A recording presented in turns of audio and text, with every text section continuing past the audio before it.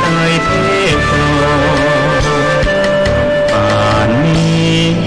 ศรัทธาลับหรือยัง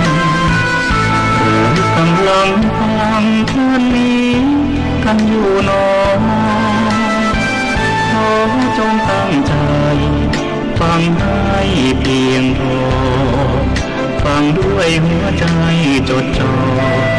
อย่าท้อและท้อคืนไหนถ้ามีเวลาว่า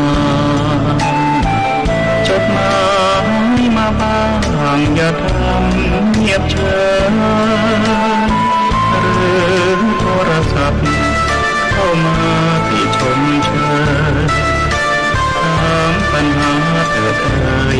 จะเฉลยให้สุนทรฝากทำนี้มาช่วยย้ำเตือนอย่าลืมอย่าเลือนน้ำคำที่คำสอนสังคมวุ่นวายสุดแสนอาวรณ์วันกลัวโลกจะรุ่มร้อนวันคำจะลาลอ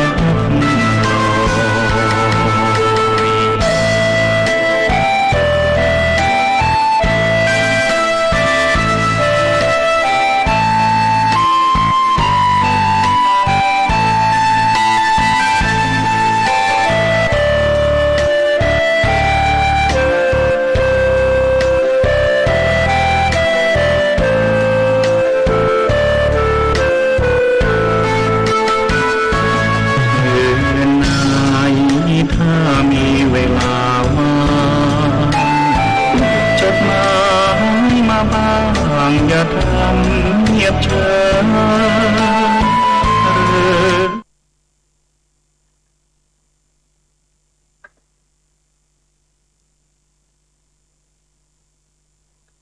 ขอถวายความเคารพแด่พระเถระครูบาอาจารย์พระเจ้าประสงค์เจ้าตนเจ้าองค์ขอเจริญพรกับศรัทธาสาธุชนทุกท่านที่เข้ามาติดตามรับชมรับฟังรายการสารธรรมยามดึกตั้งสถานีวิทยุออนไลน์ของวัดสันทรายในช่วงเวลาพักค่ำยามดึกกันอย่างนี้นะญาติโยมทุกท่านก็เป็นช่วงเวลาที่เราทุกท่านมาพากันในยามดึกในทุกวันจันทร์4 ทุ่มถึง5 ทุ่มญาติโยมทุกท่านก็ขอต้อนรับท่านผู้รับฟังตั้งกันลิงก์สัญญาณไปที่สถานีวิทยุวัดฝ่ายหินตำบลสุเทพอำเภอเมืองจังหวัดเชียงใหม่ขึ้น 104.50 เมกะเฮิรตซ์ทุกท่านกันตัวอาตมาภาพพระครูวรสุประเขตเจ้าวาดวัดสันทรายตำบลสีดงเย็นอำเภอชัยประการจังหวัดเชียงใหม่ก็ทำหน้าที่นำเสนอสารธรรมนำฝากกับทุกท่านในยามดึกกันอย่างนี้วันนี้พระกันในยามดึกของวันจันทร์ที่10เดือนมกราคมพุทธศักราช2565วันนี้ก็ตรงกับเดือน4เหนือออก8ค่ำวันนี้เป็นวันศีลญาติโยมทุกท่านก็วันนี้วันศีลก็เพิ่งที่จะสวดมนต์วันศีลกันเสร็จเรียบร้อยเนาะที่ศาลาปฏิบัติธรรมพระเจ้าตันใจวัดสันทรายนะสวดมนต์วันศีลเรียบร้อยก็ตรงวันศีลก็มาปะกันตอนดึกแถมนายโยมทุกท่านก็ต้องขออนุโมทนากับทุกท่านกันตัวเนาะที่ก็ยังเข้ามาติดตามรับชมรับฟังกันเข้ามาแล้วก็บัดลืมกดไลค์กดแชร์กันไปตัวแล้วก็คอมเมนต์ทักทายอุจจาสนทนากันเข้ามาได้น้อยญาติโยมทุกท่านก็ช่วงกับเวลาของสารธรรมยามดึก1 ชั่วโมงเนาะปะกันในยามดึกญาติโยมทุกท่านก็ต้องขออนุโมทนาทุกท่านกันตัวบอกว่าจะเป็นโยมวันกันแข็งเข้ามาติดตามรับชมรับฟังแล้วก็คอมเมนต์เข้ามาตัวสาธุเจ้าอนุโมทนากับโยมยานิสาชาติมนตรีเนาะวันนี้เข้ามาติดตามรับชมรับฟังจากที่ไหนสมุทรปราการหรือว่าปราจีนบุรีก็เข้ามาติดตามรับชมรับฟังคอมเมนต์เข้ามาตัวสาธุเจ้าอนุโมทนาตัวก็เป็นช่วงการเวลาที่มาพบมาปากันตอนดึกสำหรับท่านที่รับฟังทางสถานีวิทยุวัดฝ่ายหินก็รอถึงช่วงท้ายๆของรายการก็จะเปิดสายหน้าใหม่ให้กับทุกท่านได้โทรศัพท์กันเข้ามาญาติโยมทุกท่านตอนนี้ก็ เข้ามาติดตามรับชมรับฟังสารธรรมยามดึกกันในช่วงการเวลานี้ก็เป็นช่วงเวลายามดึกเนาะญาติโยมทุกท่านก็มาพบมาปะกันแล้วก็นำเอาสารธรรมนำฝากกับทุกท่านซึ่งก็เป็น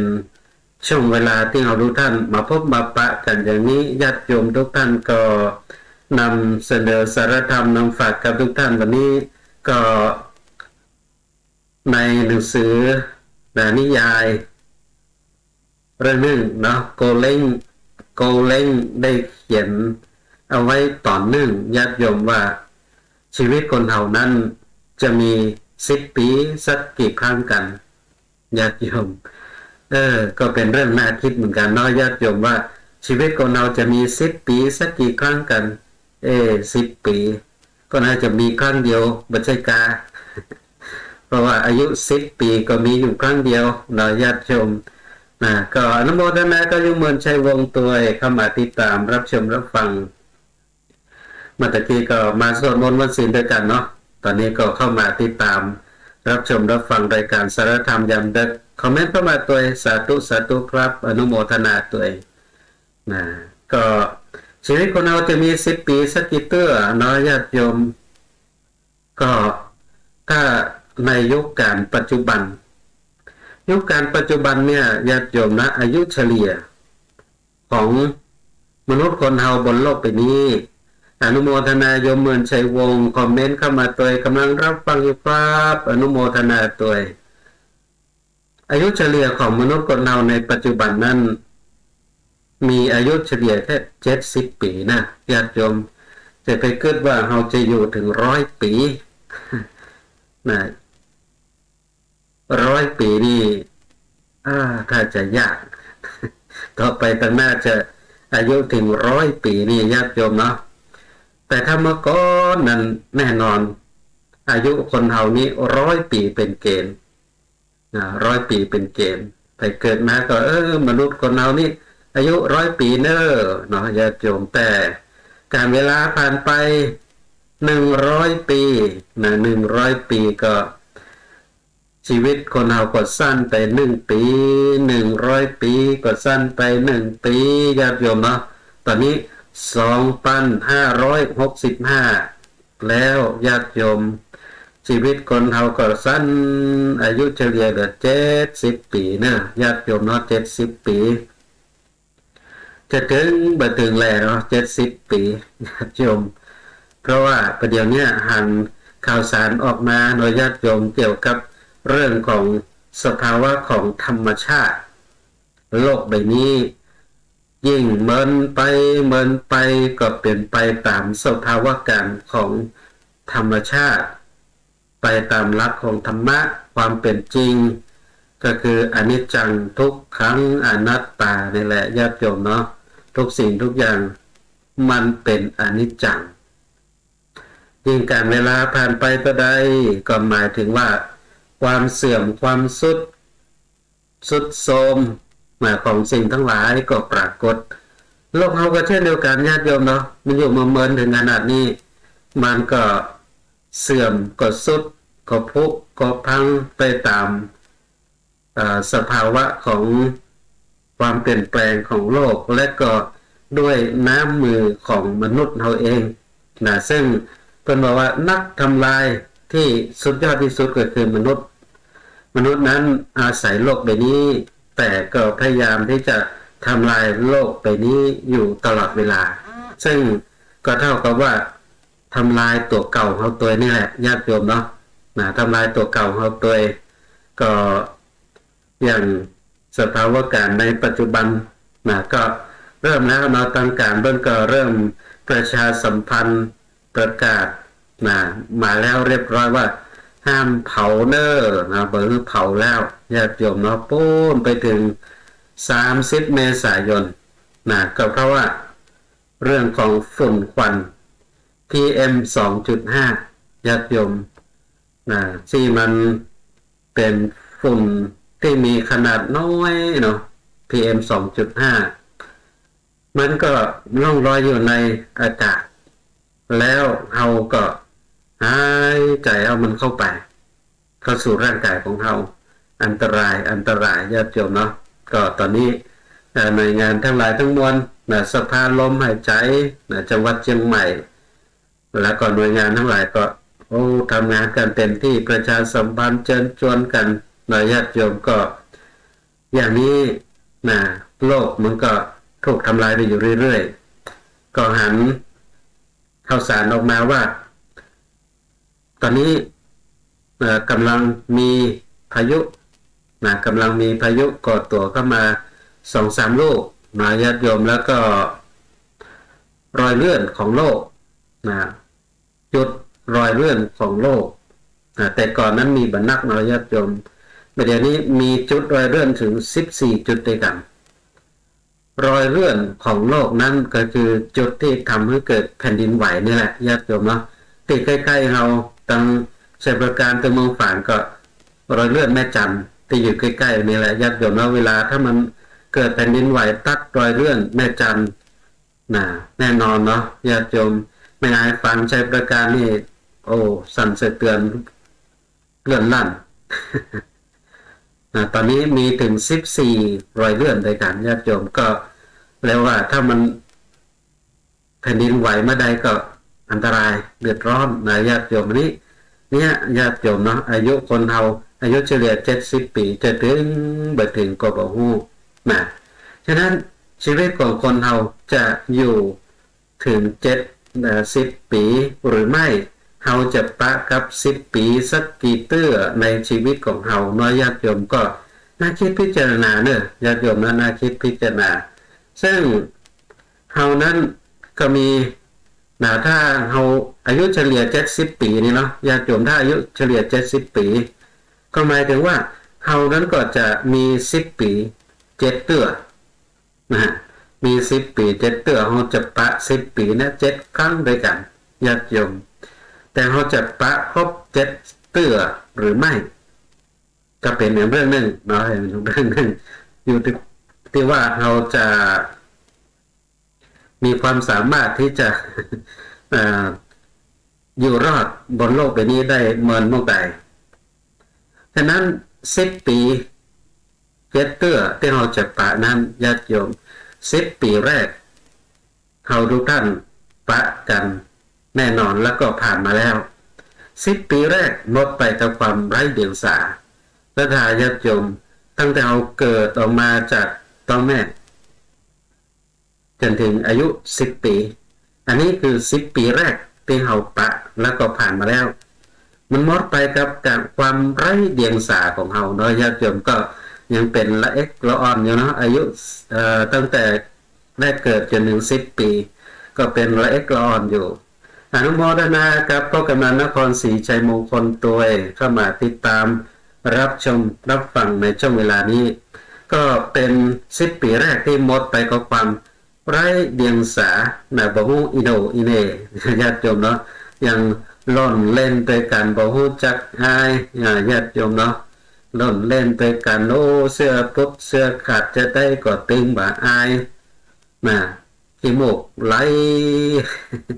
เอามือเอามือขี้มูกเตียวตะก้ามเตียวตะก้ามเสื้อก็ปนาขึ้นบึนญาติโยมเนาะความไร้เดียงสาหมดไปเมื่อ10ปีแรกที่เขาปะยังบ่ฮู้จักร้อนจักหนาวบ่ฮู้จักสุขจักทุกข์เด้อญาติโยมเนาะหล่นเล่นไปมาไปตามภาษา10ปีแรกเขาผ่านกันมาแล้วปะแล้วญาติโยมเนาะปะกับความไร้เดียงสาบ่ฮู้หยังญาติโยมในตอนที่เรายังเป็นละเอ็กละอ่อน10ปีแรกก็ไร้เดียงสาอยู่ท่ามกลางอ้อมกอดและความฮักความดูแลเอาใจใส่ของอีป่ออีแม่ของปู่อุ้ยแม่อุ้ยของลูกของร้านของญาติพี่น้องเนาะก้อยพ่อก้อยดูแลอบรมพ่อก้อย10ปีแรกหมดไปกับความไร้เดียงสาอย่างนี้ญาติโยม10ปีต่อมา10ปีต่อมาก็คือตั้งแต่11ปี ปีไปถึงอายุ20หน่อยญาติโยมเนาะเป็น10 ปีครั้งที่2ของเฮาญาติโยมทุกท่านที่ฟังกันอยู่ในเวลานี้คิดว่าคงปะมาแล้วก็ผ่านกันมาแล้วเนาะ ผ่านกันมาแล้วตามที่พอก็คงไปคงบายุน้อยไปกว่า20แล้วเนาะญาติโยมที่ฟังอยู่ตอนนี้ปะกันมาแล้ว20 ปีในครั้งที่2ปะมาแล้วผ่านมาเรียบร้อยหมดไปกับการทำงานและการใช้ชีวิตญาติโยม20 ปีที่2นั้นหมดไปกับการศึกษาแล้วก็การเล่าเรียนญาติโยมเนาะ20 ปีที่2นี่หมดไปกับการศึกษาเล่าเรียนอายุ11 ถึง 20หน่อยญาติโยมก็เป็นช่วงเวลาของการศึกษาเล่าเรียนหมดไปกับการเรียน11 ถึง 20ญาติโยม10 ปีที่2นั้นเป็นช่วงเวลาในการตักตวงเอาเรื่องของวิชาความรู้ต่างๆเข้าสู่วิถีชีวิตของเราเห็นนักเห็นน้อยก็ตามความเป็นไปของสภาวะของชีวิตของเราในยุคสมัยนั้นเนาะญาติโยมก็ยุคสมัยเมื่อ20 ปีที่ผ่านมานั้นก็เรียกว่า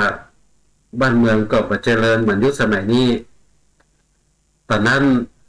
บางคนก็คงจะเรียนจบเป็นแค่ป .6 เนาะญาติโยมเนาะบางคนก็มีฐานะหลักฐานดีก็ได้เรียนจบชั้นมัธยมอยู่แต่จบปริญญานี่ก็คงจะมีน้อยในยุคสมัยนั้นแต่ก็ได้ศึกษาเราเรียนนี่แหละศรัทธาญาติโยมแต่วิชาความรู้ในยุคสมัยนั้นยุคสมัยเมื่อเฮาสมัยนั้นเนี่ยญาติโยมจบป .4 ก็เป็นครูได้แล้วจบป .4 ก็เป็นครูได้แล้วก็คือสามารถที่จะมาสอนต่อได้แล้วคือเรื่องของภูมิความรู้นี่มันป .4 สมัยนั้นนี่ ถ้าจะเทียบกับชั้นมัธยมแล้วล่ะญาติโยมเนาะวิชาความรู้เมื่อก่อนเนี่ยครูนี่ป .4 ญาติโยมเนาะครูป .4 ก็เป็นครูได้แล้วสอนนักเรียนซึ่งการเรียนการศึกษาในสมัยแต่ก่อนนี่มันแฝงไปด้วยเรื่องของคุณภาพทางการศึกษาจบป .4 นี่ญาติโยมเนาะ เขียนอ่านนี่คล่องแคล่วเขียนอ่านคล่องแคล่ว เลขคณิตอย่างต่างๆเนี่ยญาติโยมได้หมดแต่มาพอถึงยุคสมัยประเดี๋ยวญาติโยมสังเตือจบป .6 นี่ญาติโยมสังเตือจบป .6 นี่ยังบ่ได้เตือญาติโยมเนาะจบป .6 นี่ยังบ่ได้อย่างเตือญาติโยมเนาะยัง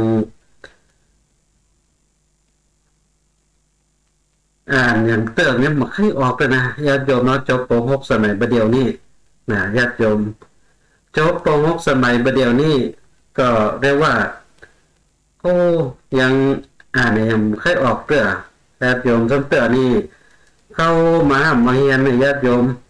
เข้ามาเรียน ในโรงเรียนเนี่ยญาติโยมเนาะจบป .6 แล้วมาต่อชั้นม .1 ญาติโยมสังเกตนี่ต้องมาเข้าชั้นพิเศษก่อนนะ ต้องฝึกเขียนเขียนให้อ่านให้เขียนให้คล่องให้ก่อนเขาบอกว่าจบป .6 มาได้จะได้อนุโมทนากับอาจารย์อัตพงศ์ธรรมทิกตัวเองเข้ามาติดตามรับชมรับฟังในช่วงเวลานี้เนาะต้องขออนุโมทนาตัวเองก็อย่างเนี้ยญาติโยมเราศึกษาเราเรียนเขียนอ่าน10 ปีที่2ก็คือ11 ถึง 20 ปี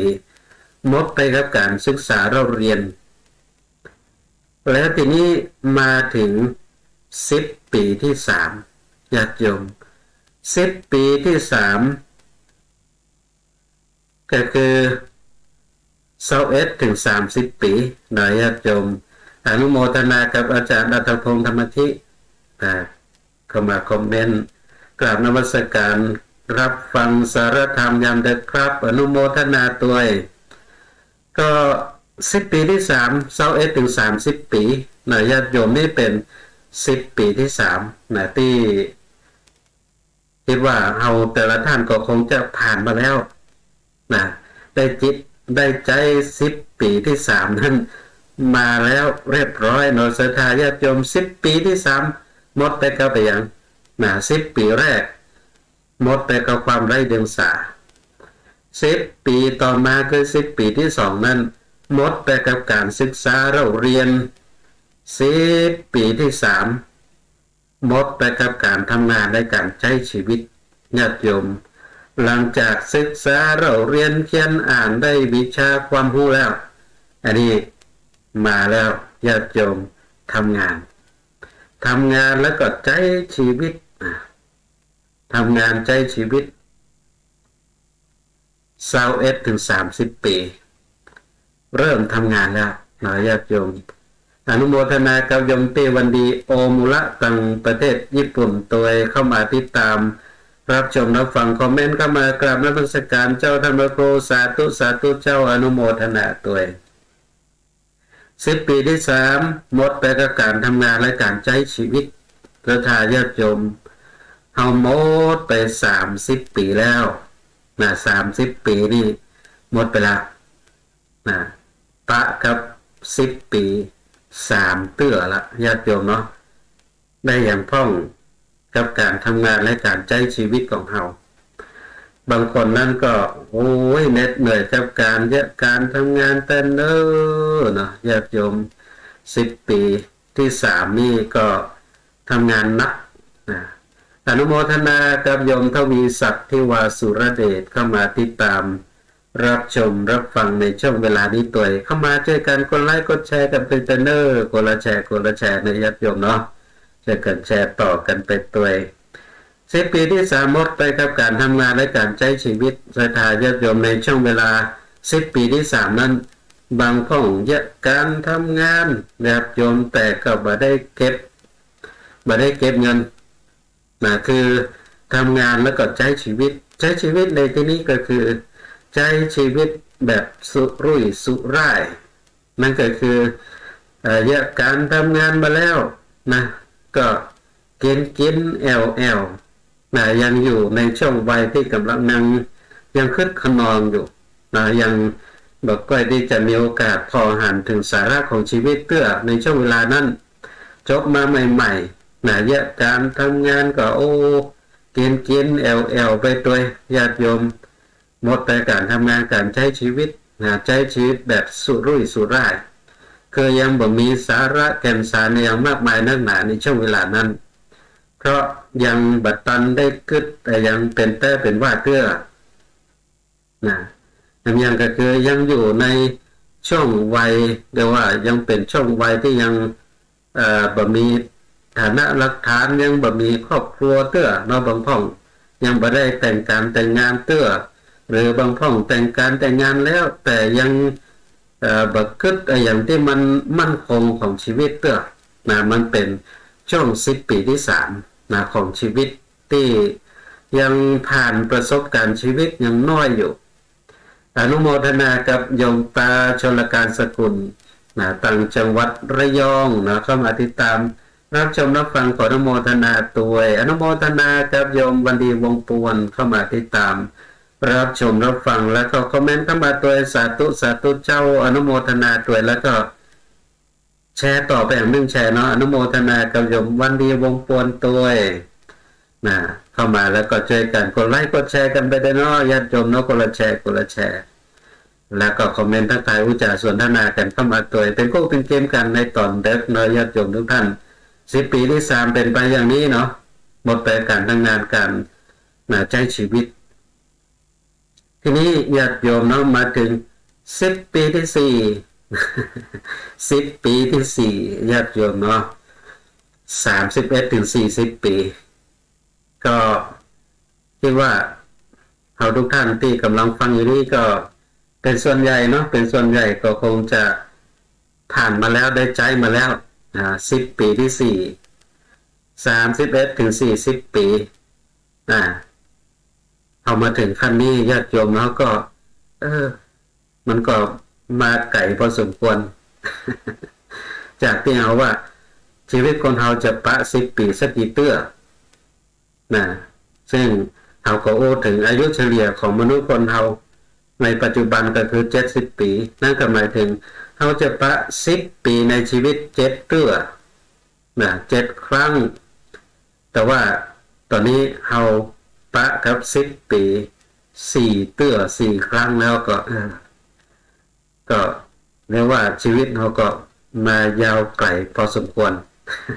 ยาวไกลพอสมควร10 ปีที่4เราญาติโยมหมดไปกับการสร้างฐานะและก็สร้างครอบครัวพอมาถึง10 ปีที่4นี่เริ่มละญาติโยมหลังจากที่10 ปีที่3นั้นยังพอหาแกนสาระของชีวิตพอถึงความมั่นคงของชีวิตยังบ่กึดถึงเตื้อยังทำงานกินแอลอยู่ยังบ่นึกถึงความมั่นคงของชีวิตเพราะว่าก็ยังอยู่ในช่วงวัยก็ต้องเรียกว่ายังคึกขนองอยู่ยังผ่านประสบการณ์ชีวิตมาบ่นักปอเตื้อพอมาถึง10 ปีที่4มันเริ่มผ่านร้อนผ่านหนาวผ่านสุขผ่านทุกข์ประสบการณ์ชีวิตมานักขึ้นเริ่มหันถึงแก่นสาระของชีวิตว่าชีวิตเรานั้นอยู่ยืนยาวมาถึงณการปัจจุบันนี้มันชีวิตเราน่าจะมั่นคงกว่านี้มันเริ่มหันประสบการณ์แล้วญาติโยมแล้วก็มาถึง10 ปีที่4นี้ก็เลยหมดไปกับการสร้างฐานะแล้วก็สร้างครอบครัวการทำงานก็เริ่มละญาติโยมเริ่มเจ็บหอมรอมริบแล้วก็เริ่มนึกถึงครอบครัวสร้างครอบครัวให้มั่นคงมีลูกมีเต้าเลี้ยงดูมีลูกมีเต้าก็นึกถึงละนึกถึงอนาคตของลูกไปกันหน้าลูกเราจะอยู่จะได้จะมั่นคงในชีวิตขนาดไหนเราผู้เป็นพ่อเป็นแม่ก็ต้องสร้างไว้ให้กับลูกนั่นก็คือเป็นที่มาของการเริ่มสร้างฐานะแล้วก็สร้างครอบครัวสร้างฐานะสร้างครอบครัวให้อบอุ่นโดยญาติโยมแต่ก็ยังบ่มั่นคงนักยังลุ่มดอนยังล้มลุกอยู่เพราะว่ามันยังผ่านช่วงการเวลาฟูมฟักประสบการณ์ยังบ่นักสักตัวใดลุ่มดอนดีพ่องให้พ่องในช่วงการเวลานี้ญาติโยมเนาะก็อยู่ที่ต้นทุนชีวิตของแต่ละคนในเวลานั้นต้นทุนชีวิตทั้งเรื่องของการที่อยู่ในฐานะอันพอมีจะกินพ่องหรือต้นทุนชีวิตที่เกิดขึ้นจากบุญที่เคยสั่งสมไว้ในอดีตชาติมาคอยหนุนเสริมหนุนส่งเฮือทำไปยังก็สมดังจิตดังใจที่เรียกว่าเป็นปุพเพกตปุญญาตามีพรสวรรค์ด้านนั้นติดตัวมาพอหารพรสวรรค์ของตัวเก่าพร้อมกับนำเอาพรแสวงมาผสมกับพรสวรรค์จึงทำให้เกิดความมั่นคงในฐานะได้เว้ยแต่บางคนนั้นญาติโยมเนาะพรสวรรค์มีแต่ยังพอหาบ่ปะเตื้อคือยังพอตัวเก่าบ่ออกเตื้อว่าเรามีความสามารถด้านไหนยังต้องเรียนรู้พอชีวิตลองผิดลองถูกอยู่ในช่วงเวลานั้นจึงทำให้ล่มดอนล้มลุก สร้างครอบครัวแต่ก็บ่มั่นคงนะทุกๆยากๆพ้องซึ่ง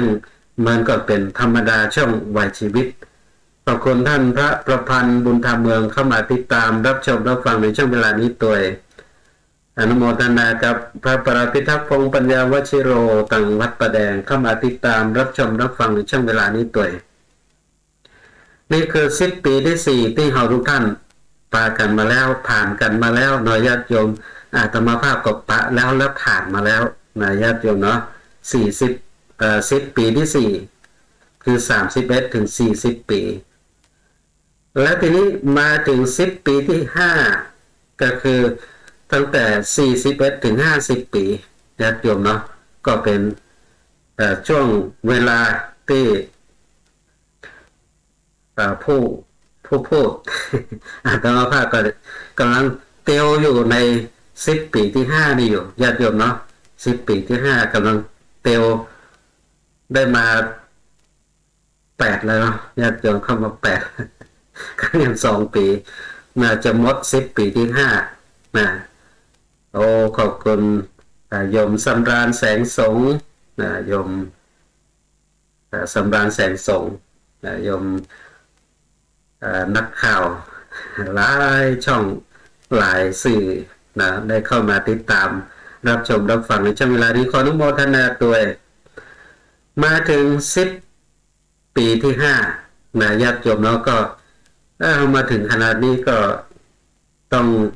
ภาคภูมิใจละญาติโยมเนาะเพราะว่าจากคำถามในเบื้องต้นจากในนิยายที่โกเล้งได้เขียนเอาไว้ญาติโยมต่อเนื่องว่าชีวิตคนเราจะมี10 ปีสักทีเตื้อกันนะซึ่งก็โอไปแล้วว่าเราในการปัจจุบันเนี่ยเรามีอายุเฉลี่ย70 ปีนั่นก็หมายถึงว่าเราจะปะ70 ปีได้7 เตื้อนะ7 ครั้งอนุโมทนากับโยมสำราญแสงส่งตัวคอมเมนต์เข้ามานมัสการครับอนุโมทนาตัวมาถึง10 ปีที่5ญาติโยมเนาะ10 ปีที่5นั้นหมดไปกับการลงรักประกันแล้วก็รักษาสิ่งที่สร้างมา10 ปีที่5นี้ก็เรียกว่าเริ่มละญาติโยมเนาะเริ่มลงรักปักฐานมั่นคงละนะมาถึง10 ปีที่5บ่มั่นคงได้จะได้เนาะบ่มั่นคงก็ต้องมั่นคงละญาติโยมถ้ามาถึง10 ปีที่5ยังบ่มั่นคงก็เนี่ยญาติโยมพอหันอนาคตต่างหน้านี่ถ้าจะลำบากแล้วมาถึง10 ปีที่5ลงรักประทานแล้วญาติโยมเราต้องมั่นคงระดับหนึ่งเนาะในแต่ละระดับของแต่ละคนนะที่เรียกว่ามีต้นทุนชีวิตแล้วก็ประสบการณ์ชีวิตแล้วก็มีพรสวรรค์บวกกับพรแสวงนักน้อยบ่ไกลจึงสามารถที่จะ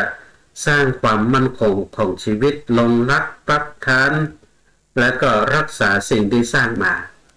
แน่นอนเราได้หลายสิ่งหลายอย่างผ่านมาแล้วเนาะญาติโยมโดยเฉพาะรักษาสิ่งที่สร้างมาหนึ่งนั้นก็คือเรื่องของครอบครัวมีครอบมีครัวมีลูกมีเต้าแล้ว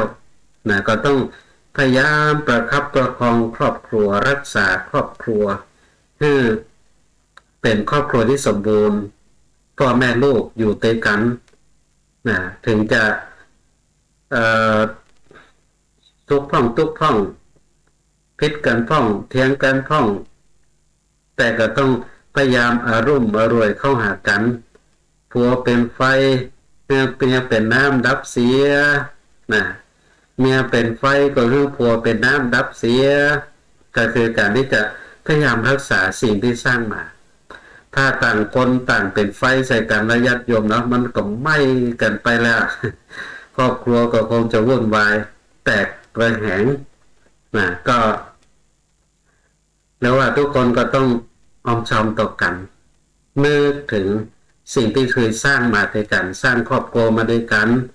มีลูกอยู่ด้วยกันแล้วจะต้องสุขพ่องทุกข์พ่องผิดกันพ่องเถียงกันพ่องก็เป็น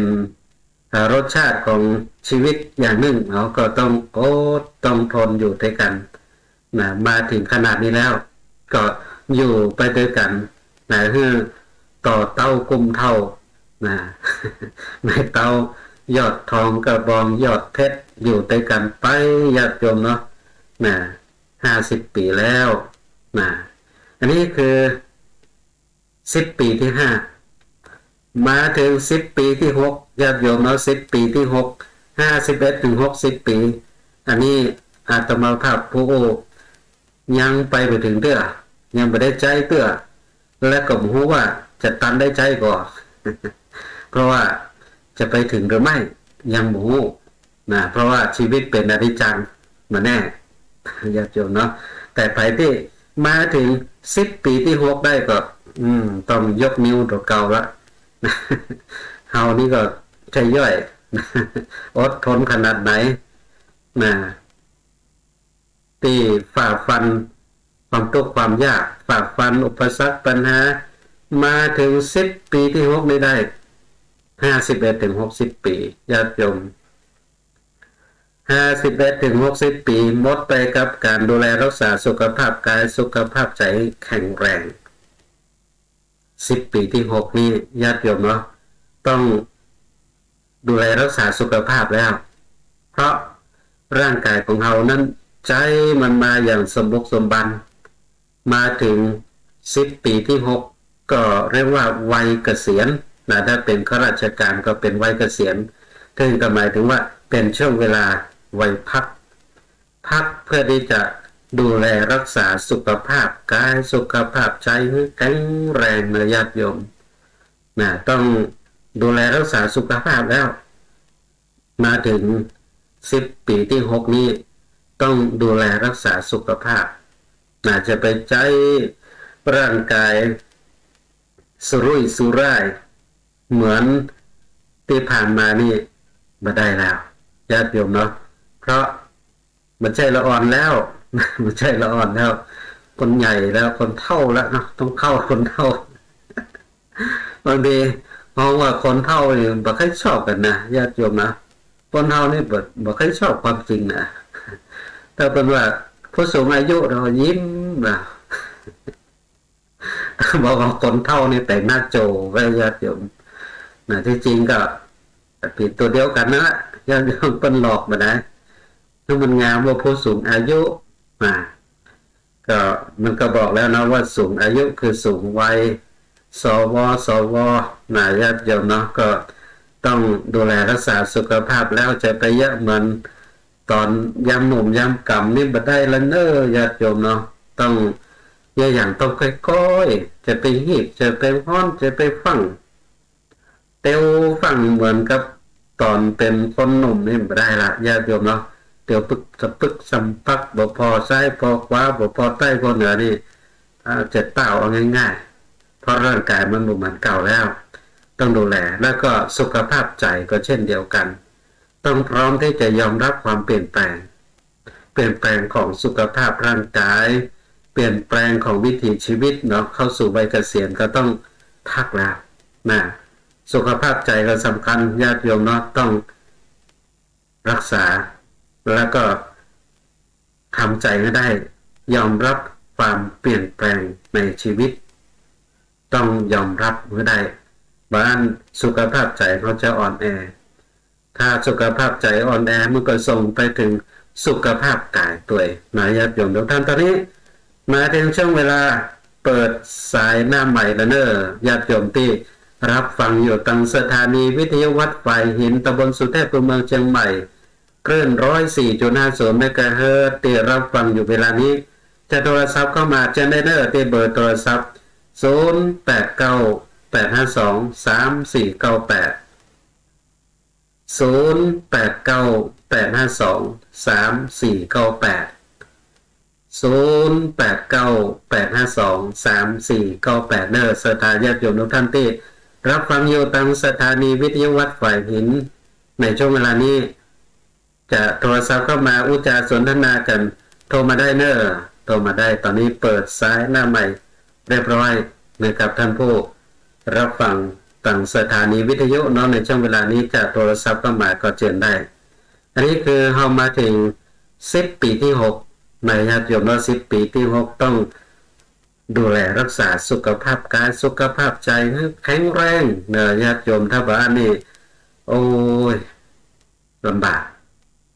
นะมันจะพาให้ทุกสิ่งทุกอย่างมันรวนเรแล้วก็เรี่ยวแรงสุดโทรมแล้วก็จะทำให้เราบัดตันได้มาถึง10 ปีสุดท้ายเลยญาติโยมเนาะฉะนั้นช่วง10 ปีที่6นั้นต้องดูแลรักษา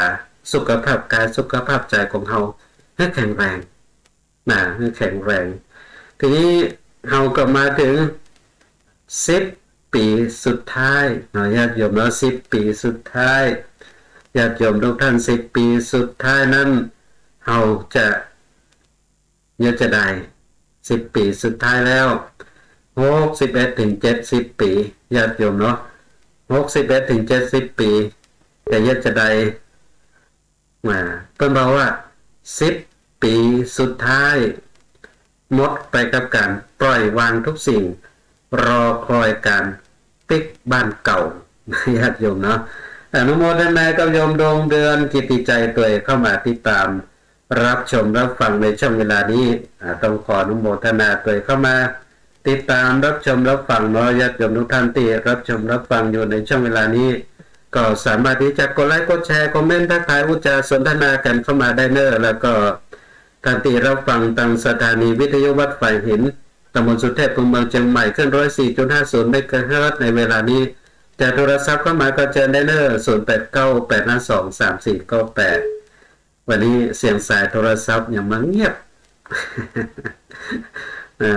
หรือว่ารับกันเป็นหมดแล้วถ้าฟังกันอยู่โทรกันมาได้เนอะ0898523498เนอะญาติโยมทุกท่านซึ่ง10 ปีสุดท้ายศรัทธาญาติโยมเนาะก็หมดไปกับการปล่อยวางทุกสิ่งและก็รอคอยการปิกบ้านเก่านะญาติโยม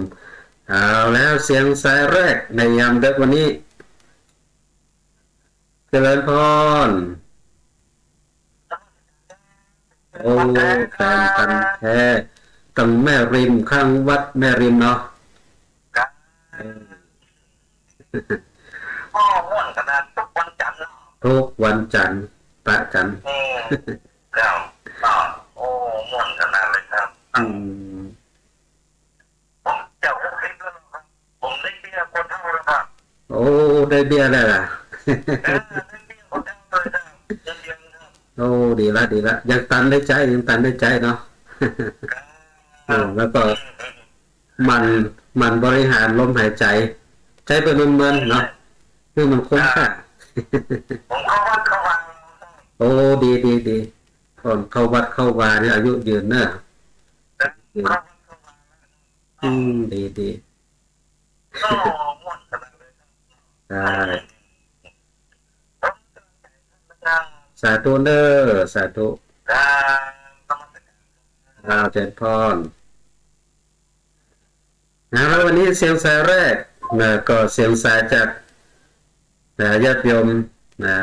แฟนพันธุ์แท้ตั้งข้างวัดแม่ริมอำเภอแม่ริมก็โทรศัพท์เข้ามาโอ้ฟังเสียงถ้าบอกว่าอายุ60แล้วนี่ก็เกิดว่าประมาณสัก40ปลาย50นะประมาณนั้นเนาะอันนี้60ปลายแล้วนะอนุโมทนาตัวแล้วเสียงสายที่2เจริญพร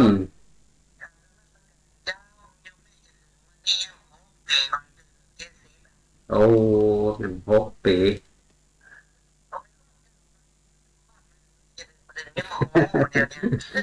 ค่อนมาติ๊กๆอ่ะ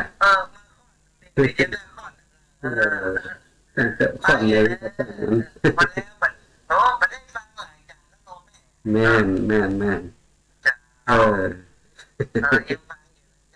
แต่ตัวเลยเอาแล้วเสียงสายที่2จาก FC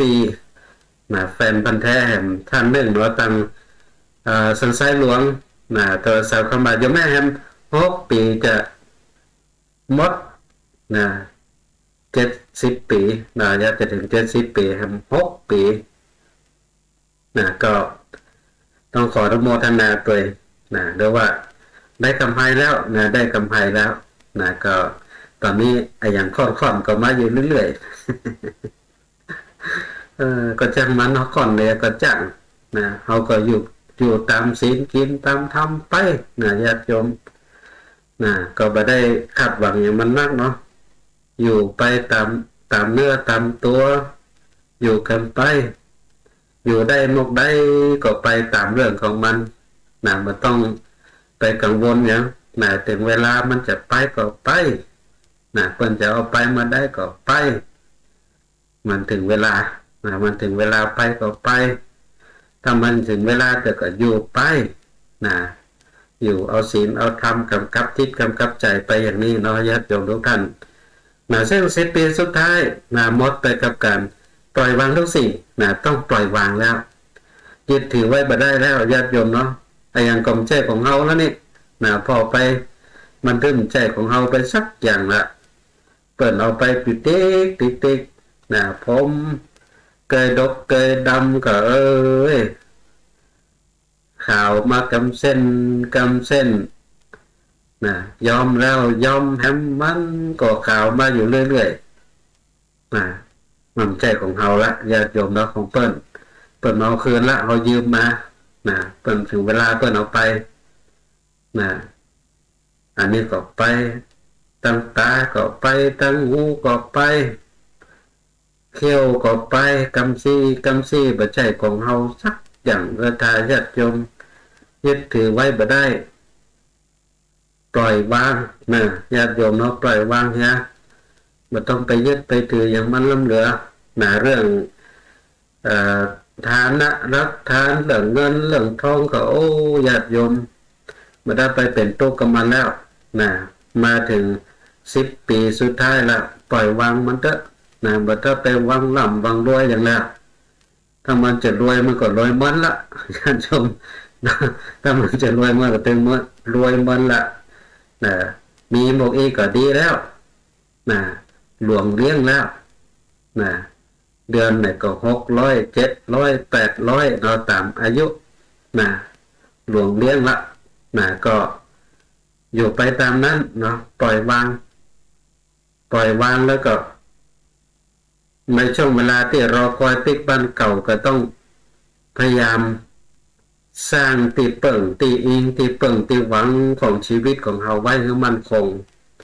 นั่นก็คือเรื่องของบุญกุศลนะเอาศีลเอาธรรมกำกับจิตกำกับใจนะฟังเทศน์ฟังธรรมประพฤติปฏิบัติธรรมสวดโยโกข้องนะเปิดมีการทำบุญส่วนต่างที่ไหน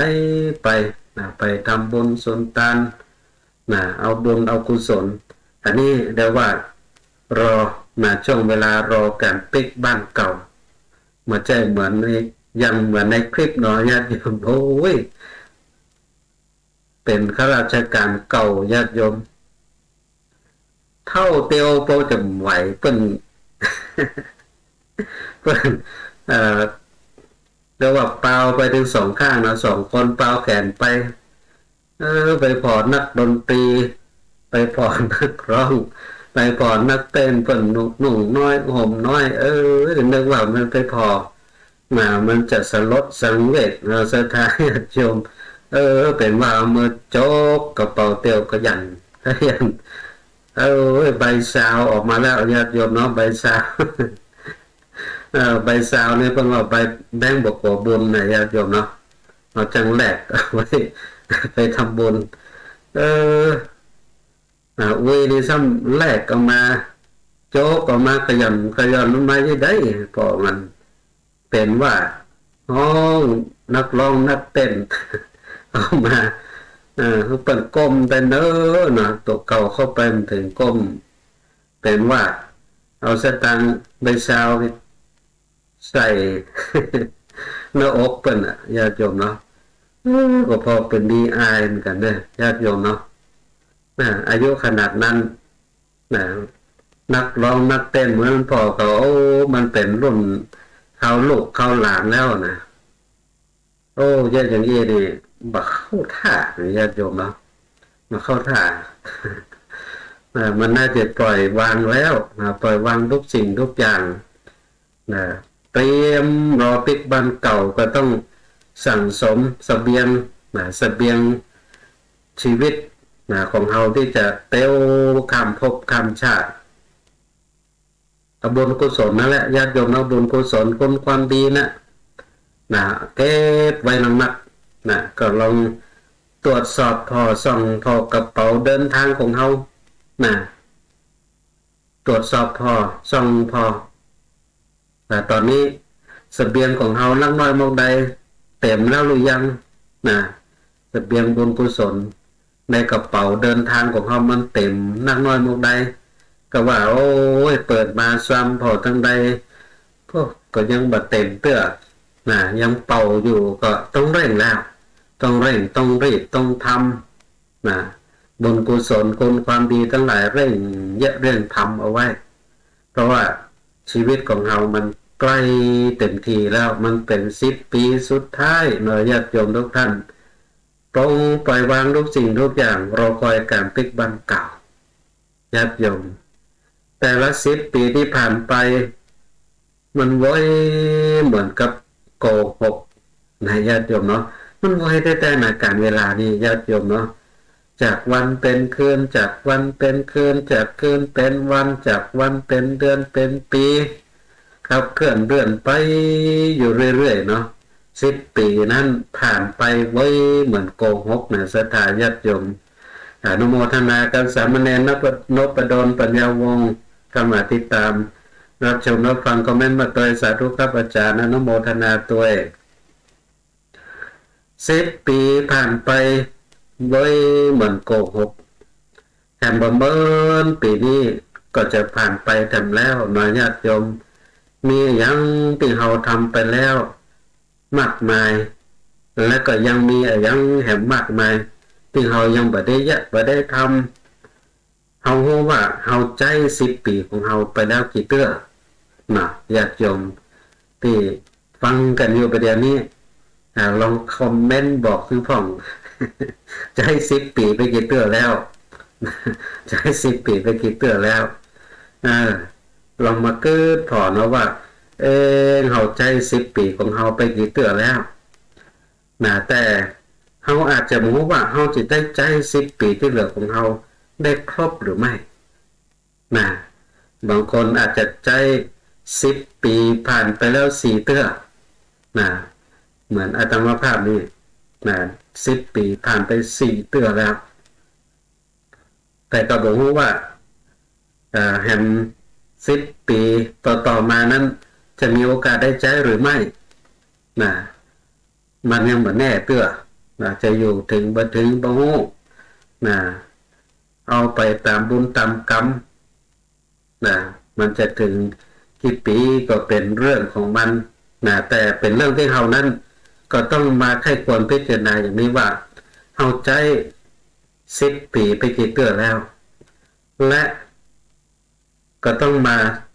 เตือนใจตัวเก่าว่าเราก็บอกว่าเราจะใจ10 ปีที่เหลือของเราได้ครบหรือไม่เพื่อที่จะทำเรานั้นบ่ประมาทแต่ถึงนั้นอย่างนั้นก็ตามศรัทธาญาติโยมก็บ่สำคัญเท่ากับว่าเราใจเวลา10 ปีของเราไปคุ้มค่าหรือไม่คุ้มค่าหรือเปล่ากับ10 ปีต่างๆที่เราใจผ่านมาแล้วตั้งแต่10 ปีแรก10 ปีต่อมา10 ปีต่อมาเราใจได้คุ้มค่าหรือไม่อันนี้ต้องมาประเมินต้องมาประเมินตัวของเราแล้วว่า10 ปีต่างๆที่เราผ่านมานั้นเราใจได้คุ้มค่าหรือไม่คุ้มค่าในที่นี้หมายถึงว่าเราใจชีวิตของเราได้เป็นแก่นเป็นสารมากใดคุ้มค่าต่อการที่เราได้สร้างความดีให้กับชีวิตของเราได้นักน้อยมากใดต้องประเมินตัวเก่าถ้าหากว่า10 ปีต่างๆที่ผ่านมานั้นเรายังสร้างค่าของชีวิตคือสร้างความดีไว้บ่เต็มที่เตื้อบ่คุ้มค่าก็ต้องมาใจ10 ปีที่เรากำลังใจอยู่เวลานี้ ทำให้มันคุ้มค่าที่สุดให้มันคุ้มค่าที่สุดฉะนั้นเนี่ยเขาจะใจ10 ปีครบหรือบ่ครบจะได้ก็ตามแต่ถึงกันนั้นเพิ่งก็บอกว่ามันบ่สำคัญแต่ก็ว่าเขาใช้เวลา10 ปีของเขาไปนั้นคุ้มค่าหรือเปล่าเมื่อเขาหันหลังเป๊กมาของโอ้ได้เต็มปากว่าเขาใจมันไปอย่างบ่น่าเสียดายบางทีก็อย่างที่ว่าเนาะใช้ชีวิตสุรุ่ยสุร่ายกินแนวแอวเล่นใช้ชีวิตสุรุ่ยสุร่ายจนเกินไปก็ต้องมาใกล้ควรพิจารณาว่าน่าเสียดายแต่10 ปีต่างๆที่เราเตียวผ่านมานั้นเราใช้ชีวิตสุรุ่ยสุร่ายเหลือเกินบ่เป็นแก่นสารสาระทองหาก้าของชีวิตที่ผ่านมาก็บ่มีสักเท่าใดอันเนี้ยญาติโยมชีวิตคนเฮานั้นจะมี10 ปีสักกี่เตื้อกันใจ10 ปีทั้ง7 ครั้งของเฮาเพื่อคุ้มค่าก็แล้วกันฉะนั้นญาติโยมนำเรื่องราวที่โกเล้งได้เขียนไว้ในนิยายเรื่องหนึ่งตอนหนึ่ง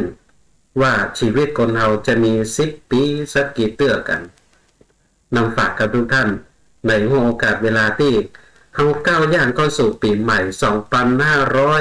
2565มาได้10 วันนี้ญาติโยมแล้วก็ต้องมาปรับทิศปรับทางแล้วก็วางแผนชีวิตให้ดีในช่วงการเวลาต่อไปนั้นเราจะใช้เวลาแห่งชีวิตทุกวินาทีให้คุ้มค่าที่สุดบ่ให้สูญเปล่าบ่ให้เป็นการใช้ชีวิตที่สุรุ่ยสุร่ายเป็นชีวิตที่ประมาทก็เป็นสิ่งที่เราต้องมาประเมินและก็มาปรับแผนดำเนินชีวิตของเรากันให้ใหม่ยิ่งสิ่งที่เป็นอันตรายของชีวิตปรากฏในหันอยู่ตลอดเวลาบอกว่าอย่างที่โยมแม่ว่าเนาะค่อนทั้งหลายเข้ามาอยู่เรื่อยๆแล้วก็เรื่องของการทำนายเรื่องของภัยธรรมชาติบอกว่าจะตอนนี้เริ่มมีกลุ่มของพายุที่กำลังเข้ามา2 ลูกแล้วก็รอยเลื่อนของโลกที่มีถึง14 รอยเลื่อนด้วยกันที่พร้อมจะส่งผลอันตรายต่อชีวิตของเราฉะนั้นจึงเป็นเรื่องที่เราต้องมาปรับแผนชีวิตใช้ชีวิตอย่างแบบประมาทใช้ชีวิตแบบสุรุ่ยสุร่ายใช้ชีวิตทุกเวลาทำชีวิตมีค่าสร้างความดีให้เต็มที่ก็นำฝากกับทุกท่านในช่วงการเวลาของสารธรรมยามเดินติปะกับทุกท่านกันอย่างนี้ก็มาถึงช่วงท้ายของรายการนะญาติโยมทุกท่านก็เป็นช่วงเวลาที่เราเดินทางในรายการสารธรรมยามเดิน1 ชั่วโมงพบปะกันอย่างนี้ทุกวันจันทร์4 ทุ่มถึง5 ทุ่ม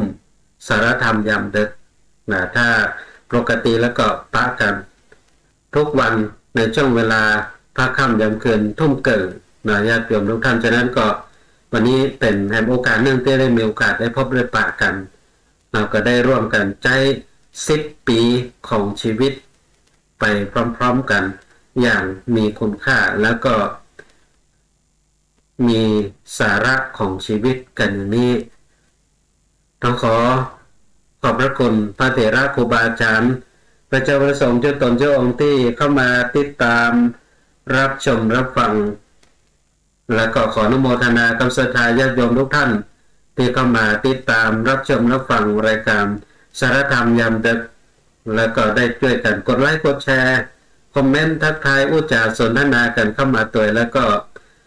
ขอบพระคุณและก็อนุโมทนากับศรัทธาญาติโยมทุกท่านที่รับฟังการลิงก์สัญญาณไปที่สถานีวิทยุวัดฝ่ายหินตำบลสุเทพภูมิเมืองจังหวัดเชียงใหม่ขึ้น 104.50 เมกะเฮิรตซ์ทุกท่านกันตัววันนี้อาตมาภาพพระครูวรสุตเขตเจ้าวาดวัดสันทรายตำบลศรีโรงเรียนเพื่อชัยประการจังหวัดเชียงใหม่ก็ต้องขอนำรายการ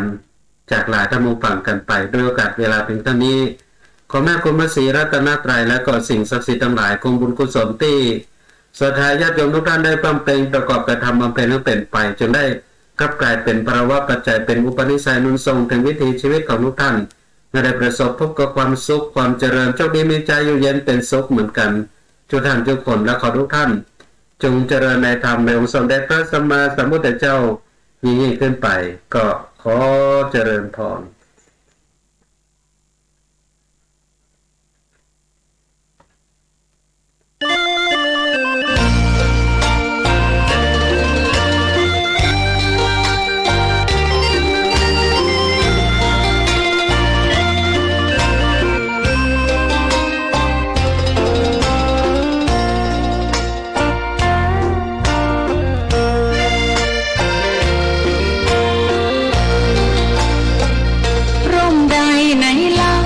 จะเย็นเข้าร่มโพทอง